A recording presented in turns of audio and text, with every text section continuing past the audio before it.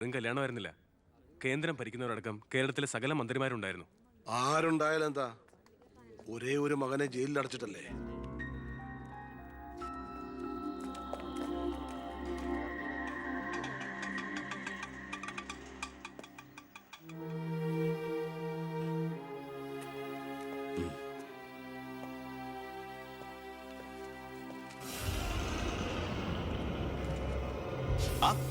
ഇതാര്? അളിയോ?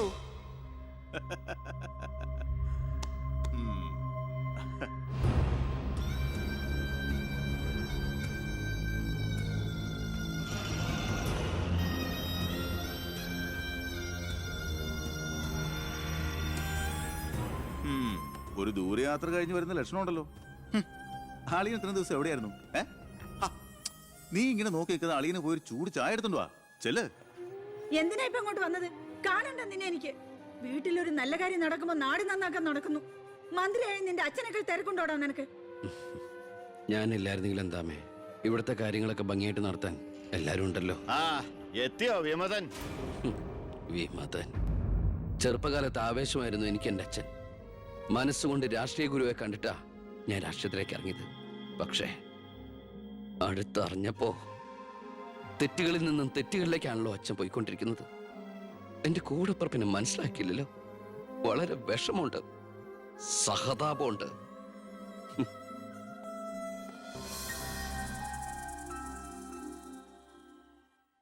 കൂട്ടക്കൊല നടന്നതിന്റെ പിറ്റേന്ന് മൈതാനത്തിലെത്തിയ ഭഗത് സിംഗിന് അവിടുത്തെ കാഴ്ചകൾ കണ്ട് സഹിക്കാൻ പറ്റില്ല. ചോര പുരണ്ട ഒരു പിടി മണ്ണ് കയ്യിലെടുത്ത് ആ ബാലൻ പ്രതിജ്ഞ ചെയ്തു, ഞാൻ എന്നെ തന്നെ രാജ്യത്തിനായി സമർപ്പിക്കുന്നു. എന്താ അവിടെ നോക്കട്ടെ, എവിടുന്നത് ചോദിച്ചാടില്ലേ? അന്ന് കണക്ക് സാറിന് വെട്ടിക്കൊല്ലാൻ വന്നില്ലേ, അയാളുടെ കയ്യിൽ നിന്ന് തെറിച്ചു പോയതാ. സർ, ഇതാണ് ആ ഫോൺ. പ്രസാദ് കൊല്ലപ്പെട്ട സമയത്ത് പ്രതിയിൽ നിന്ന് നഷ്ടപ്പെട്ടതാണിത്. സർ, പ്രസാദ് കൊല ചെയ്യപ്പെടുന്നതിന് മുമ്പ് ഈ ഫോണിൽ നിന്നുള്ള ലാസ്റ്റ് ഔട്ട് ഗോയിങ് കോള് മന്ത്രി ബാലഗംഗാധരന്റെ ഫോണിലേക്കായിരുന്നു. റിമാൻഡിൽ കഴിയുന്ന പ്രതിയെ വീണ്ടും ചോദ്യം ചെയ്തപ്പോ മന്ത്രിയുടെ പങ്കിനെ കുറിച്ച് വ്യക്തമായ സൂചന ലഭിച്ചിട്ടുണ്ട് സർ. അത് മാത്രമല്ല സർ, മണിമലയാർ ഡാം അഴിമതി കേസിൽ 2 വട്ടം നോട്ടീസ് അയച്ചിട്ടും മേനോ ഹാജരായിട്ടില്ല. തനിക്കിതൊന്നും ബാധമല്ല എന്ന മട്ട മേനോനുള്ളത്. ഇപ്പൊ വാറന്റ് ഇഷ്യൂ ഉണ്ട്. എങ്ങനെയാണോ തന്റെ അച്ഛനെ ഇതിന്നൊന്ന് രക്ഷപ്പെടുത്തിയെടുക്കുക? അച്ഛൻ ശിക്ഷിക്കപ്പെടണമെന്ന് ലോകത്ത് ഒരു മകനും ആഗ്രഹിക്കില്ല, ഞാനും. പക്ഷെ ആര് കുറ്റം ചെയ്താലും ശിക്ഷിക്കപ്പെടണം സാർ, പ്രത്യേകിച്ച് ജനങ്ങൾക്ക് മാതൃകയാകേണ്ടവർ. ശിക്ഷയിൽ നിന്ന് രക്ഷപ്പെടുമ്പോഴാണ് വീണ്ടും വീണ്ടും തെറ്റുകൾ ചെയ്യാനുള്ള ആത്മധൈര്യം കൂടുന്നത്. ഇത് അച്ഛനെ രക്ഷപ്പെടുത്തലായി നമുക്ക് കണക്കാക്കാം. തെറ്റുകൾ തിരുത്താനും പശ്ചാത്തപിക്കാനുള്ള ഒരു അവസരം. ഒരുപക്ഷെ ഇതിലൂടെ ഒരു മനമാറ്റം അച്ഛനുണ്ടായാൽ. അല്ലേ സാർ? കൂടുതലൊന്നും ഇക്കാര്യത്തിൽ എനിക്ക് പറയാനില്ല.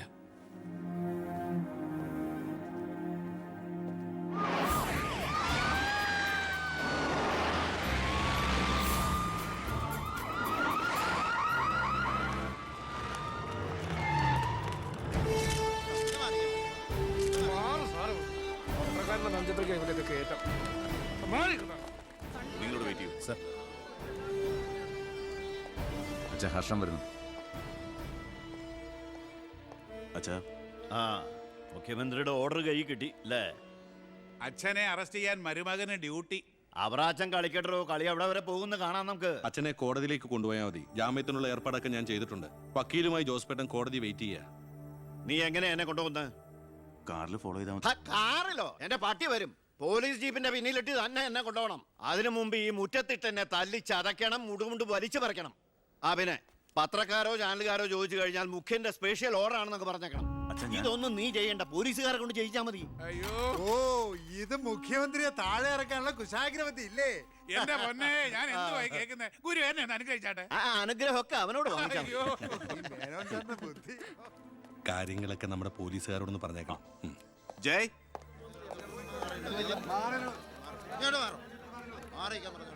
പത്രക്കാരും ചാനലുകാരും ഒക്കെ റെഡിയാ. എന്നാ പിന്നെ തുടങ്ങിക്കോ. നടക്കണം സാർ. പിടിച്ച് തള്ളണോ?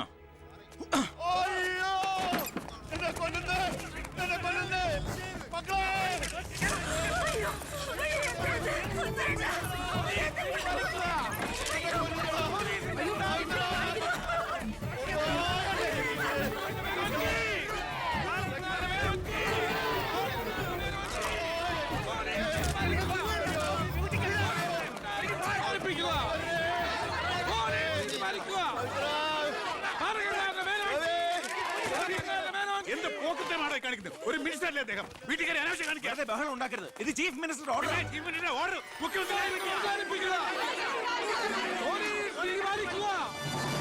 നമസ്കാരം. പ്രധാന വാർത്തകൾ. മന്ത്രി ബാലഗംഗാധര മേനോന്റെ അറസ്റ്റിൽ പ്രതിഷേധിച്ച് കേരളത്തിൽ പലയിടങ്ങളിലും അക്രമങ്ങൾ.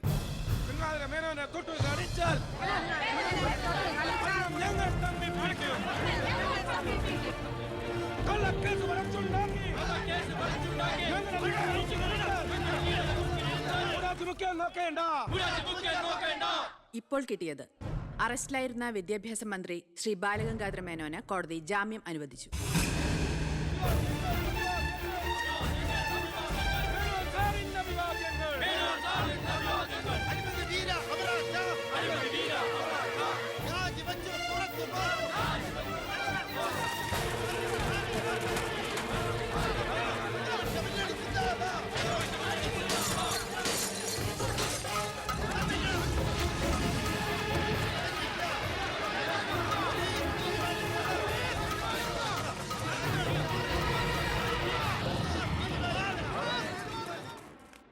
എടോ മേന്നെ, എന്നെ താഴെ ഇറക്കാൻ താൻ കളിച്ച കളി വളരെ ചീപ്പായി പോയി.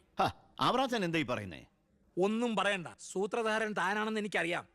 താൻ ഒന്നോർത്തോ, തനിക്കെതിരെയുള്ള വജ്രായുധ എന്റെ കയ്യിലുണ്ട്. ഞാൻ അതെടുത്ത് പ്രയോഗിക്കാൻ പോവുക. പ്രധാന വാർത്തകൾ. കേരള മുഖ്യമന്ത്രി PK എബ്രഹാം രാജിവെച്ചു. നിയമസഭ പിരിച്ചുവിടാൻ ഗവർണറുടെ ശുപാർശ. അവറാച്ചൻ രാജിവെച്ചൊഴിഞ്ഞാ പോരെ? മന്ത്രിസഭ പിരിച്ചുവിടേണ്ട വല്ല കാര്യമുണ്ടോ? പോണ പോക്കിലെല്ലാം തൊലയട്ടെ എന്ന് കരുതി കാണും. ഉത്തരത്തിലിരിക്കുന്ന എടുക്കാൻ പോയി. ഇപ്പൊ കക്ഷത്തിരുന്ന പോയില്ലേ? ഞാൻ ഉദ്ദേശിച്ച നാളത്തെ പത്രവാർത്തകളെയാണ്. ഇപ്പോൾ കിട്ടിയ വാർത്ത. കേരള നിയമസഭ പിരിച്ചുവിട്ടു. തെരഞ്ഞെടുപ്പ് ഉടൻ. ഇനിയൊരു തെരഞ്ഞെടുപ്പിനെ നേരിടാനോ മുഖ്യമന്ത്രിയാവാനോ ഞാനില്ല. അതെന്താ? KDF ഭൂരിപക്ഷം കിട്ടില്ല എന്ന് കരുതിയിട്ട്? അല്ല, ഒന്നുകൂടി ആലോചിച്ചിട്ട്. ഇല്ലടോ, എനിക്ക് മടുത്തു. വേണ്ട, ഞാൻ നിർബന്ധിക്കുന്നില്ല. അപ്പൊ പിന്നെ അടുത്ത മുഖ്യമന്ത്രി എന്താ ഇത്ര സംശയം? താൻ തന്നെ. എന്താ? എന്തു പറ്റി? ഒന്നുമില്ല. ഇനി മുഖ്യമന്ത്രി സ്ഥാനത്തേക്ക് പറ്റിയ ഏക നസ്രാണി താൻ മാത്ര. മുഖ്യമന്ത്രി തൊമ്മൻ ചാക്കോ. ഞാനിത് സ്വപ്നത്തിൽ പോലും ആഗ്രഹിച്ചിട്ടില്ല. ഒന്ന് ചുമ്മാ പോടോ. ഞാൻ മാറണമെന്ന് താൻ മനസ്സുകൊണ്ട് ആഗ്രഹിച്ചിട്ടില്ലടോ തനിക്ക് മുഖ്യമന്ത്രിയാവാൻ. ഞാനോ? എന്താ ഈ പറയണേ? Excuse me sir. വാ വാ വാ. എന്തിനാ സാർ എന്നെ അത്യാവശ്യമായിട്ട് വിളിപ്പിച്ചത്? സന്തോഷമുള്ള ഒരു കാര്യം പറയാനാ വിളിപ്പിച്ചത്. പറയട്ടോടോ. തന്നെ ചിറ്റാരിക്കര മണ്ഡലത്തിലെ സ്ഥാനാർത്ഥിയാക്കണമെന്ന എല്ലാവരുടെയും താല്പര്യം. എന്താ? അപ്പൊ അച്ഛൻ? എടോ, മേനോന്റെ പേരിൽ അഴിമതി ആരോപണവും കേസും ഒക്കെ ഉള്ള നിലയ്ക്ക് 8 നിലയിൽ പൊട്ടുമെന്ന കാര്യത്തിൽ സംശയമില്ല. നമ്മുടെ മുന്നണിക്ക് ഭൂരിപക്ഷം കിട്ടുമെന്ന് ഉറപ്പില്ലാത്ത സാഹചര്യത്തിൽ ഒരു സീറ്റ് കളഞ്ഞു കുളിക്കാൻ പറ്റില്ല. താൻ ഒന്നുകൊണ്ടും പേടിക്കണടോ, താൻ ജയിക്കും. വർക്ക് തുടങ്ങിക്കോ. ഒരു MLA ആകണമെന്ന മോഹമൊന്നും ഇതുവരെ ഉണ്ടായിട്ടില്ല. എങ്കിലും പാർട്ടിയുടെ തീരുമാനം ഞാൻ ആദരവോടെ സ്വീകരിക്കുന്നു. All the best. Thank you sir. ജയിച്ച് MLA ആവുമ്പോ എന്നെ മുഖ്യമന്ത്രിയാക്കാൻ കൂടെ നിൽക്കണേ.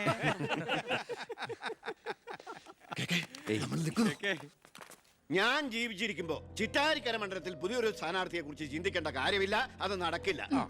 കഴിഞ്ഞ 25 കൊല്ലമായിട്ട് ഞാൻ MLA ആയിരുന്നു, മന്ത്രിയായിരുന്നു. പക്ഷേ ജനത്തിന് ഇപ്പൊ തിരിച്ചറിവ് വന്നു തുടങ്ങി. എന്നെ ഓരോ സീറ്റും വിലപ്പെട്ടതാ. വാശിപ്പുറത്ത് അത് വെറുതെ പാഴാക്കി കളയരുത്. പോടാ അവിടുന്ന്.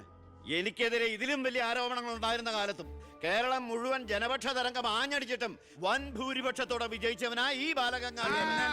ഇന്നിപ്പം പുളിച്ച പൗരധർമ്മം വിളമ്പുന്ന ഈ തൊമ്മിച്ചനടക്കം പലരും അന്ന് തോറ്റു തുന്നം പാടി ചരിത്രം മറക്കണം. ഞാൻ തോറ്റത് നിങ്ങളുടെ ഗ്രൂപ്പ് കാലു വാരിയതുകൊണ്ടാണ്. വേറെ ആരും അല്ലല്ലോ മേന്നെ, തന്റെ മകനല്ലേ സ്ഥാനാർത്ഥി. കൊള്ളാം. അവറാച്ചന്റെ 18ാമത്തെ അടവ് കൊള്ളാം. അച്ഛനെതിരായി മകനെ വെച്ച് കളിക്കുക. ഇതേ പിള്ളേര് കളിയല്ല. ജനപക്ഷത്തിന്റെ സ്ഥാനാർത്ഥി നിസ്സാരക്കാരനല്ല. എന്തൊക്കെ പറഞ്ഞാലും മുഖ്യമന്ത്രി രാജിവെക്കുന്ന കാര്യമല്ല.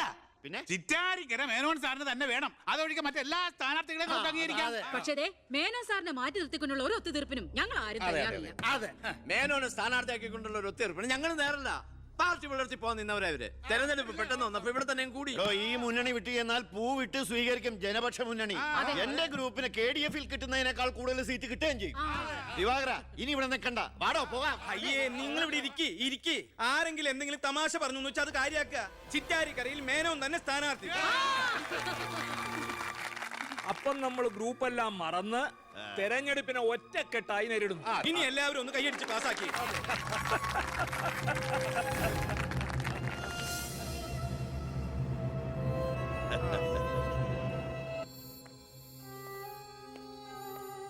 വിഷമിക്കണ്ടടോ, താൻ ചെറുപ്പമല്ലേ, ഇനി അവസരമുണ്ട് ഒരുപാട്. എനിക്കൊരു വിഷമമില്ല സാർ. ഒരു MLA ആകാൻ വേണ്ടി വ്രതം നോറ്റെടുക്കുന്ന ഒരാളല്ല ഞാൻ. അധികാരത്തിന്റെ അപ്പകഷ്ണം കിട്ടാൻ ചെയ്തു കൂട്ടിയ നെറുകേടുകളൊക്കെ പരസ്പരം മറക്കും, എല്ലാം പൊറുക്കും, എല്ലാവരും ഒന്നാക്കും. അധികാരം കിട്ടിക്കഴിയുമ്പോൾ പിന്നെയും തമ്മിൽ തെല്ലും പിരിയും. പക്ഷേ കൂടെ നിൽക്കുന്ന എന്നെ പോലുള്ള അണികൾക്ക് അത് ചിലപ്പോൾ ഉൾക്കൊള്ളാൻ കഴിഞ്ഞെന്ന് വരില്ല, എളുപ്പം ദഹിച്ചെന്ന് വരില്ല. വരട്ടെ സാർ.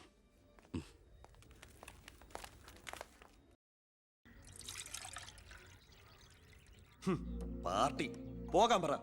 അവരവരുടെ സീറ്റ് നിലനിർത്താൻ വേണ്ടി എല്ലാം മറന്ന് അവരൊന്നായി. തന്തയ്ക്ക് പറക്കാത്ത വർക്കം. ഈ നാറിയ രാഷ്ട്രീയ വ്യവസ്ഥതയാണ് എതിർക്കേണ്ടതും പൊളിക്കേണ്ടതും. ഞങ്ങളുടെ ഒരു അഭിപ്രായം പറയട്ടെ, നീ സ്വതന്ത്രനായിട്ട് മത്സരിക്കണം. ശക്തമായ 2 മുന്നണികൾക്കെതിരെ മത്സരിക്കാനോ? എന്നിട്ട് കെട്ടിവെച്ച കാശിന് എവിടെ പോവും? ജയിക്കാൻ വേണ്ടിട്ടല്ല, പിന്നെ യൂത്തിന്റെ പ്രതിഷേധം അറിയിക്കാനാ.